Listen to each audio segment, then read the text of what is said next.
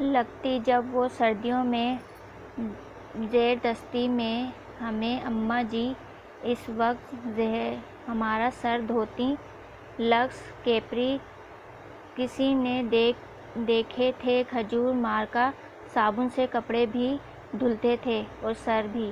آنکھوں میں صابن کانٹے کی طرح چبھتا اور کان میں اماں کی ڈانٹ سے لال جاتے۔ ہماری ذرا سی شرارت پر اماں آگ بگولا ہو جاتیں اور کپڑے دھونے والا ڈنڈا اٹھا لیتیں جسے ہم ودبنی کہتے تھے، لیکن ہمارا کبھی نہیں کبھی عین وقت پر دادی جان نے بچا لیا، کبھی بابا نے اور کبھی ہم ہی بھاگ گئے۔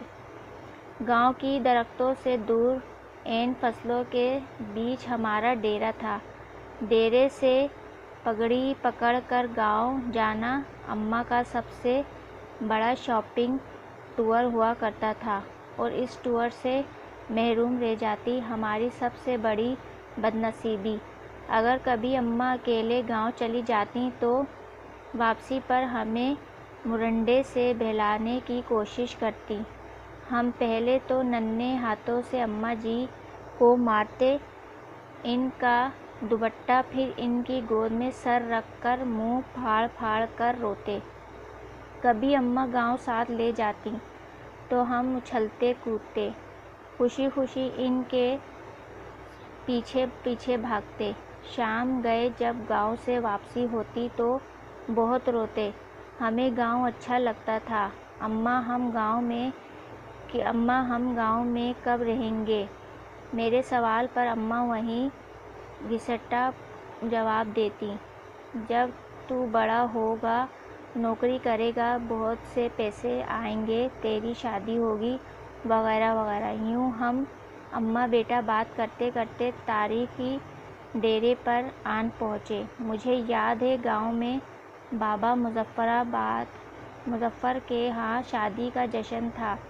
وہاں چلتے بجھتے والی بتیاں بھی لگی تھیں اور پٹاخے بھی پھوٹ رہے تھے۔ میں نے اماں کی بہت منت کی کہ رات ادھر ہی ٹھہر جائیں، لیکن وہ نہیں مانی۔ جب میں اماں جی کے پیچھے روتا روتا گاؤں سے واپس آ رہا تھا تو نیند پر پھوارا آ گیا اور چپکے سے واپس گاؤں لوٹ گیا۔ شام کے وقت تھا، اماں کو بہت دیر میں میری گمشدگی کا اندازہ ہوا۔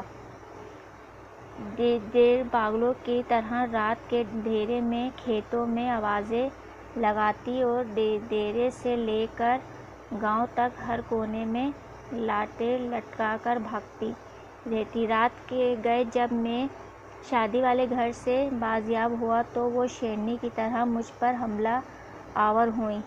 اس رات اگر گاؤں کی عورتیں مجھے نہ بچاتیں تو اماں مجھے مار ہی ڈالتیں۔ ہوا یوں، ایک بار ابو جی اپنے پیر صاحب کو ملنے سرگودا گئے ہوئے۔ میں اس وقت 6-7 سال کا تھا۔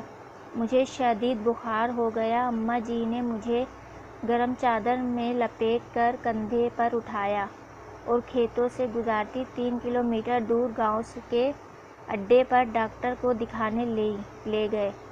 واپسی پر ایک کھالے کا پھلانگتے ہوئے وہ کھیت میں جا گئیں، لیکن مجھے بچا لیا۔ انہیں شاید گھٹنے پر چوٹ آئی۔ ان کے منہ سے میرے لیے حسبی اللہ نکلا۔ یہ واقعہ میری زندگی کی سب سے پرانی یادداشتوں میں سے ایک ہے۔ یقیناً وہ بڑی ہمت والی خاتون تھیں اور آخری سانس تک محنت مشقت کی چکی۔ پھر جائے کب میں بڑا ہو گیا اور اماں سے بہت دور چلا گیا۔ سال بھر جب گھر آتا تو اماں گلے لگا کر خوب روتی، لیکن میں سب کے سامنے ہنستا رہتا۔ پھر رات کو جب سب سو جاتے تو چپکے سے اماں کے ساتھ جا کر لیٹ جاتا اور اس کی چادر میں منہ چھپا کر خوب روتا۔ ہوں ماں کھیت میں چارہ کاٹتی اور بہت بھاری پنڈ سر پر اٹھا کر ٹوکے کے سامنے آ پہنچتی۔ کبھی کبھی خود ہی ٹوکے میں چارہ ڈالتی اور خود ہی ٹوکا چلاتی۔ جب میں گھر ہوتا تو مقدر بھر ان کا ہاتھ بٹاتا، جب میں ٹوکا چلاتے چلاتے تھک جاتا تو وہ سرگوشی میں پوچھتی، بات کروں تمہاری فلاں گھر میں؟ وہ جانتی تھی کہ میں پیدائشی عاشق ہوں اور اسی باتوں سے میری بیٹری فل چارج ہو جاتی ہے۔ پھر ہم نے گاؤں میں گھر بنا لیا اور اماں نے اپنی پسند سے میری شادی کر دی۔ میں فیملی لے کر شہر آیا اور اماں نے گاؤں میں اپنی الگ دنیا بسا لی۔ وہ میرے پہلے بیٹے کی پیدائش پر شہر بھی آئیں۔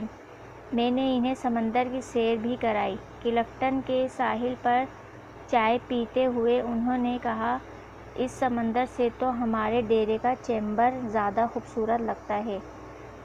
جلد افاقہ ہو جائے گا۔ پھر درد بڑھا تو شہر کے بڑے ہسپتال لے گیا، جہاں ڈاکٹر نے بتایا کہ جگر کا کینسر آخری اسٹیج پر ہے۔ خون کی فوری ضرورت محسوس ہوئی تو میں نے خود بلڈ بینک پر جا کر لیٹا۔ ماں کو پتہ چلا، اس نے دکھ سے دیکھ کر اتنا کہا، کیوں دیا خون؟ خرید لاتا۔ کہیں پاگل کہیں۔ میں بمشکل اتنا کہہ سکا، اماں خون کے چند بوند سے تو میں فرض ادا نہیں ہو سکتا جو آپ نے مجھے اٹھا کر گاؤں ڈاکٹر کے پاس لے گئی تھیں اور واپسی پر کھلا پھلانگتے ہوئے گر گئی تھیں۔ وہ کھلکھلا کر ہنسی تو میں نے کہا، اماں مجھے معاف کر دینا، میں تیری خدمت نہ کر سکا۔